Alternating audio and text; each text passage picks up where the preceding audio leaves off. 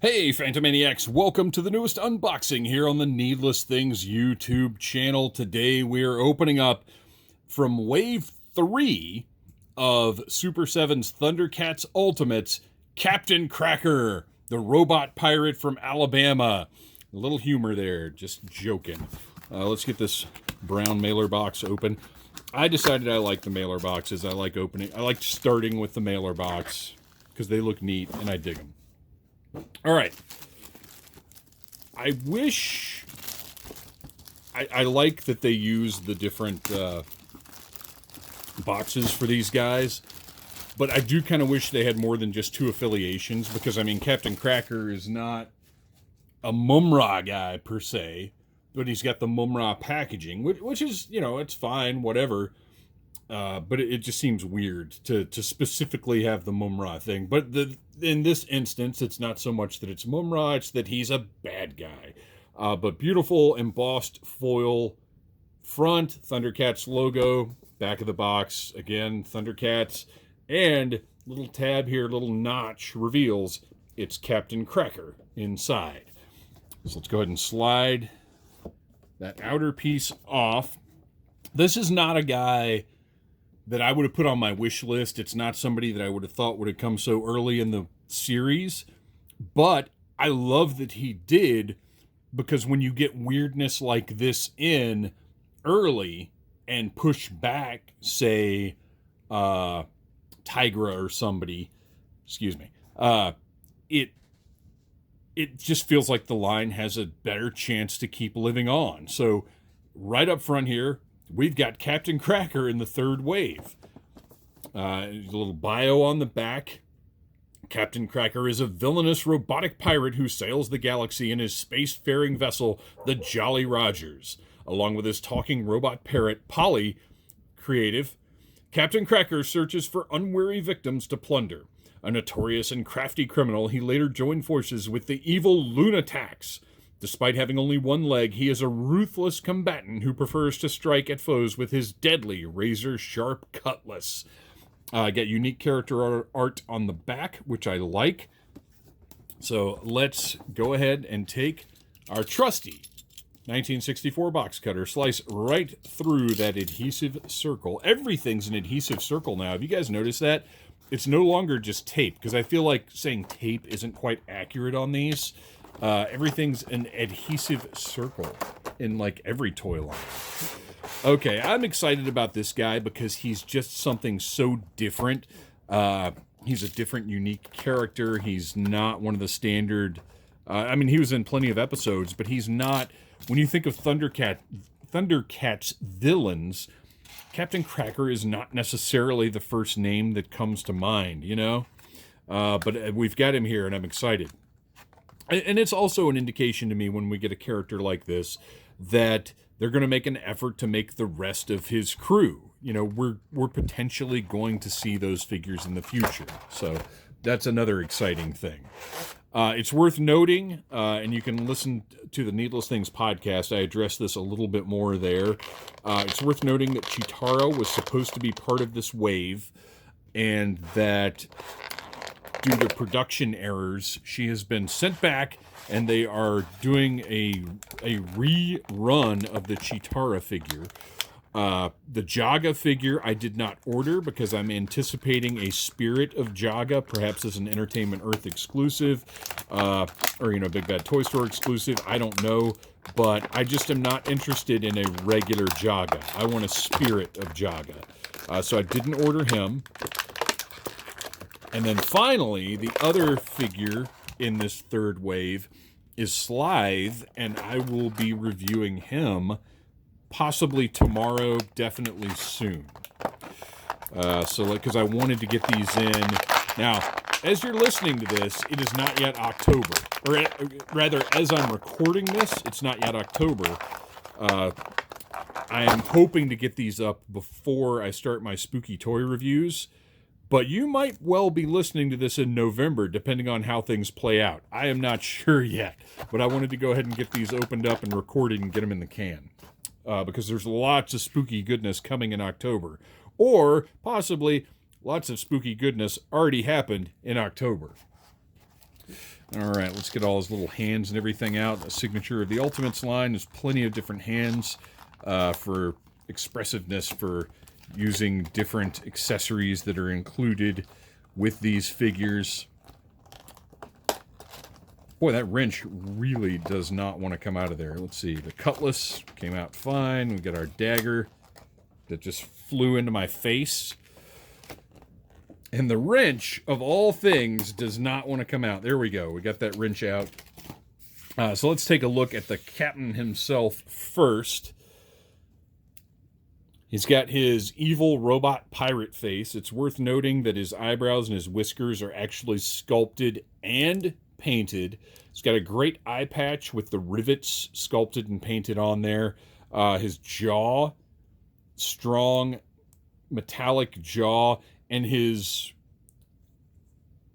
you can see the upper part of his face is also a metallic color. It's like a metallic blue, and then he's got that big, strong nose. His bandana is a rubbery plastic that's a separate piece. Matter of fact, it's a rubber. It's not even plastic. I don't believe that's even PVC. That's just straight up rubber. A separate piece that's stuck to the top of his head, and he just looks angry and mean and ready to menace the galaxy. He's on a really nice ball joint, so you can see tons of mobility in that head. And then we've got a second head that is perhaps a little happier Captain Cracker, a little more satisfied with life. He's maybe just gotten some booty. I like that we've got two different expressions here, but this is the one that's going on the shelf for sure. I love his torn up pirate shirt, his little vest. Let's see, it looks like we're not getting a whole lot of range. Oh, there we go. So that torso joint you can see right there was a little stiff at first, didn't want to move. And there's not a ton of range on there, but there's a little bit. He can get kind of a forward lean, a little mean mugging look there. On the shoulder, you've got your standard shoulder joint. I like the way they designed this so that this could match this. The sleeve doesn't go all the way around. Otherwise, you would have this disc, this blue color within the sleeve. That wouldn't look great. I'm going to recommend that you be very, very careful posing him because he does have that bicep swivel right there. Don't, use as much of the shoulder as you can to position that because this is a little tight. And if you just move that arm, I'm afraid there might be some snappage right here that nobody wants. So, just move those joints very, very carefully. But obviously that swivel works very well. He's got single jointed elbows, but I am a proponent for this line of making those joints look as nice as possible. Give them what function you can, but aesthetically, I want these guys to look like the cartoon. I don't want them to have a ton of extra, double jointed business going on that would take away from the profile of the figure. I'm just not into that. We do have a waist swivel. And it's covered up by a shirt, which is a softer plastic, so you don't get an ugly profile when you turn him. Looks really good. He has got his belt with a sheath for the dagger. Nice hip joints, work really well. The soft plastic crotch piece. And then we've got a knee joint, just a single jointed knee. Again, not a problem for me. I prefer that. And then this ankle down here, he's only got one ankle, but you've got the standard modern articulation on that foot. I'll be interested to see how easy it is to get him to stand. It looks like they've got a nice angle on the peg leg here. So hopefully there won't be a lot of problems with this guy standing him up, but we'll see how that goes. It's definitely something I was concerned about considering his design. And right now I can't say I'm having the easiest time, but this is a soft surface, as you can see. Once he's on a harder shelf, it might be a little easier. But as of now, his ankle is pretty loose. But if we do that, there we go. All right. Looking good there. So here's a problem. So you can see, as I mentioned, that under here we've got this nice blue color that matches that shoulder. But then on top, they had to paint the orange of the shirt. And you can see that that paint is already cracking and stripping away. Not great. Not the best thing in the world. Not something I love to see. We've got a hole right here. And that is for the creatively named Polly to sit on his shoulder. Pegs right in there. Looks great. Looks wonderful. Let's take a little closer look at Polly now. Mechanical parrot does have a head joint, but that is it. I'm okay with there being two complete... Look at that. It's almost a little Darth Vader chest going on there. That's kind of funny. Really well painted. Great looking sculpt. All this feather detail on the back here. Just looks really, really nice. This is a great looking bird. And then we have an alternate Polly with the wings out. And I'm wondering if we couldn't have, rather than doing this, if we couldn't have just...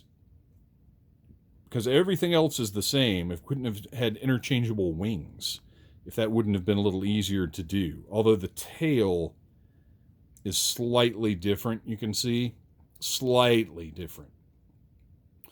But they give us two parrots, which is perhaps a portent for how Shipwreck will look once they get to Shipwreck in their G.I. Joe Ultimates line, which I'm very excited about, by the way. So we've got two different Pollys to go on Captain Cracker's shoulder. We have a number of alternate hands. We've got a couple of C-grips. We've got a more open hand. We've got kind of a clutching hand with individually sculpted fingers that look really nice. And then we have got his dagger with painted detail on the hilt. Well, not really detail, just a painted hilt. And that should slide right into that rubber sheath. And it does. Fits perfectly. And a wrench, unpainted, but probably doesn't really need any paint. I don't know how many wrenches you've seen in your life, but they tend to be just sort of one color. Very simple. And finally, his cutlass, which I gotta say, kind of looks disappointingly cheap. I'm not saying it's not accurate, but a little bit of paint, even if it was just a silver gloss or something, a little bit of paint on this would have gone a long way. So this is putting me in mind of some of the later releases in the Masters of the Universe Classics line from Mattel, where they started skimping on paint apps for the accessories, which was very disappointing at the time. But I have to say, overall, this figure still looks great. Let's get that cutlass in his hand. Cutlass fits perfectly in the hand. Look at that guy. This is a great robot pirate. I am going to be putting the perturbed Polly on his shoulder. I think that's the look you got to go with because it's just more exciting and dynamic. Look at that. Oh, I love it. He looks great. Look at the color. Look at the design. Super 7 just really did a mostly fantastic job with this figure. I like that he's got this one row. I mean, this is based on the design from the cartoon, obviously, but I like his robot bicep here. Just it really looks great. Well, I guess he's all robot, so this is just a different metal he's used, but I love it. I love that we got this character in Wave 3. Oh, and Wave 2 has been, because of all the shipping craziness in the world, Wave 2 has been delayed. Probably, hopefully, early 2022, and potentially Wave 4 will be arriving before Wave 2 arrives. So the craziness from the pandemic continues. But please, check out other videos here on Needless Things. Like, subscribe, share. Check out the Needless Things podcast each and every Friday. And yar, pirates. Smash that like button if you like Needless Things.